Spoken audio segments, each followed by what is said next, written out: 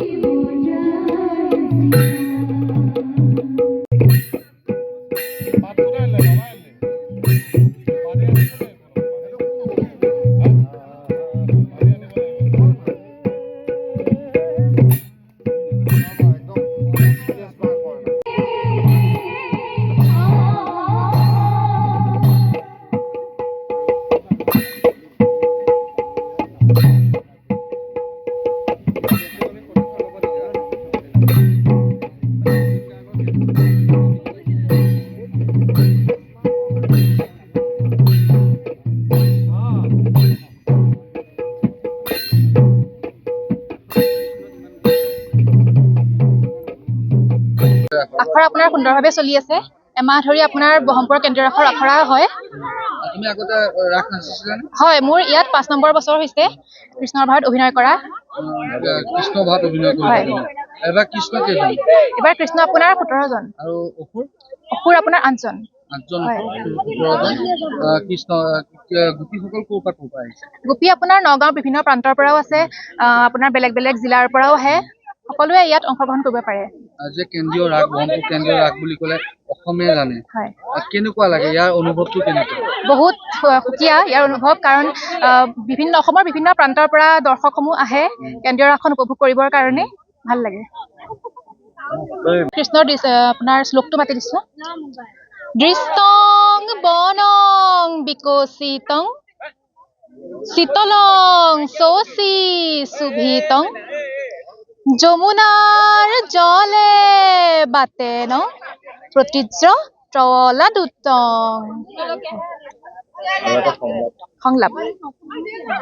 হে সখী হব তোৰা হব হামাৰ পৰম ভকত, আউৰ প্ৰাণতো অধিক তোৰা খবৰ মনোৰথ পুৰী, হামু ক্ৰিয়া কৌতুক কৰবো অব দুঃখ সাৰহ, প্ৰাণ সখী হব উত্তহ উত্তহ উত্তহ।